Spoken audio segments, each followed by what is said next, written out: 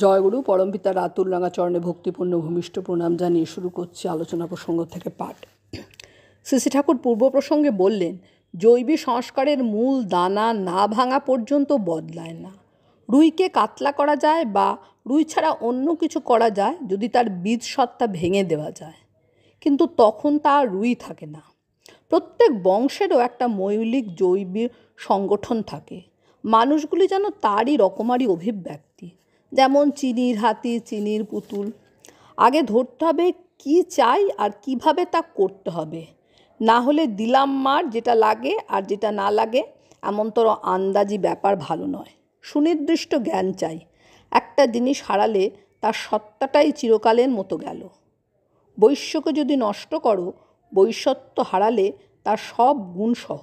বৈশ্য কিন্তু ব্রাহ্মণ বা ব্রহ্মজ্ঞ হতে পারে তার বৈশ্যত্বের উপর দাঁড়িয়ে, আর তাই কাম্য।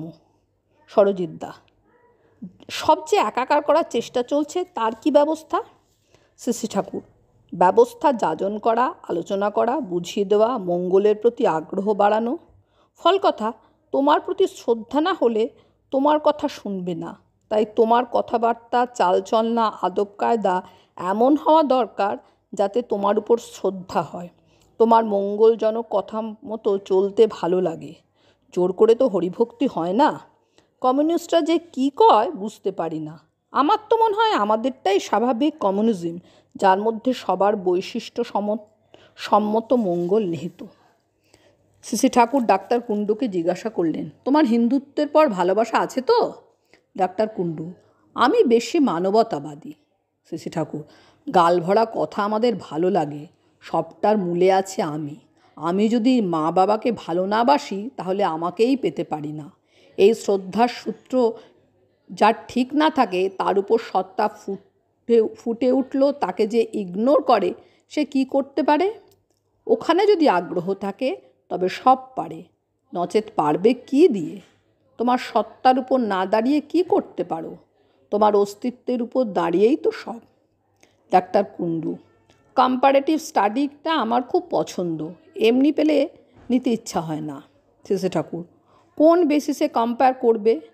কোন স্ট্যান্ডার্ড ও ফুটিংয়ে দাঁড়িয়ে? তোমার ফুটিং হচ্ছে এক্সিস্টেন্সের উপর। কোনটায় তোমার এক্সিস্টেন্স ক্ষতিগ্রস্ত হচ্ছে, কোনটায় তা বাড়তির পথে চলছে, তা দেখতে হবে। তুমি আছো বলেই তুমি গোলাপ ও ডালিম আলাদা করতে পারছো। নিজে সাবুত হয়ে না দাঁড়ালে ঝড়ের কুটোর মতো উড়ে যাবে, কিছু নিয়ন্ত্রণ করতে পারবে না। যে কোনো বাদ দিয়ে যদি সত্তার সম্বর্ধনা আনে, কেন নেবে না? যদি তোমার অস্তিত্বকে গুঁড়ো গুঁড়ো করে দেয়, কেন নেবে? আমি হিন্দুর ছেলে, হিন্দুত্বের প্রতি নিষ্ঠা সম্পন্ন হতে হবে। সেইটির উপর দাঁড়িয়ে চারদিক থেকে আমার জীবন বিন্দু বিন্দু করে আহরণ করতে হবে। আমি আহৃত হব না, আহরণ করব। ভাত হব না, ভাতকে রক্ত মাংস শরীরের উপযোগী করে নেব। নিজের বৈশিষ্ট্য সম্বন্ধে সেন্টিমেন্ট চাই, তবেই নিজত্ব বজায় থাকে। ডাক্তার কুণ্ডু, আমি বুঝতে চেষ্টা করব। শ্রী ঠাকুর, করো, দেখো, বোঝো লক্ষ্মী, অনেক আগে থেকেই করা উচিত ছিল। তোমার শ্রীকৃষ্ণ কি বলে গেছেন, হিন্দুত্ব কি, আর্যত্ব কি, কৃষ্টি কি জানতে হবে। আমি চাই সঙ্গতভাবে, সুচারুভাবে চেষ্টা করে সবার সত্তাটা যাতে বেঁচে থাকে ও বেড়ে ওঠে। ওইটি হলো বৈধি পথ। মানুষের ইনার জোন রিএস্টাবলিশ করার লড়াই অনেক বড়, বাইরের যুদ্ধের চেয়ে। তোমাকে বুদ্ধত্ব অ্যাটেন্ড করা লাগবে। পরমপিতার দয়ায় তুমি এসেছো এখানে। যদি থেকে যাও এখানে, আমি তোমাকে 2 পয়সা দিই আর না দিই এসে যায় না তোমার। তোমার জীবন যদি পরমপিতাকে দেওয়া থাকে, টাকার অভাব হবে না।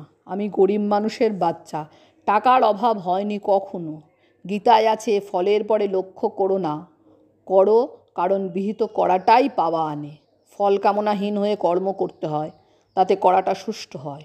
আমি যেমন বুঝি তেমন করে বললাম। যা হোক, যদি ইচ্ছা থাকে পরমপিতার আড্ডাখানায় চলে আসো, মাদল বাজাও, ফুর্তি করো, আর যা যা করণীয় আছে করো, এবং চারদিকের পরিবেশকে পরিশুদ্ধ করে ফেলো।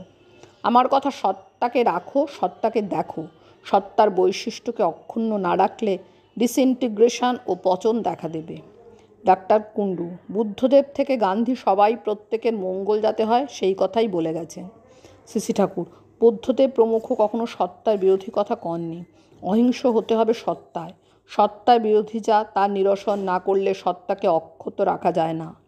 হেট সিন অ্যান্ড নট দ্য সিনার। রোগীকে ভালোবাসবো তাই বলে কি রোগকে ভালোবাসবো? রোগকে ভালোবাসলে যে রোগীরই ক্ষতি করা হয়।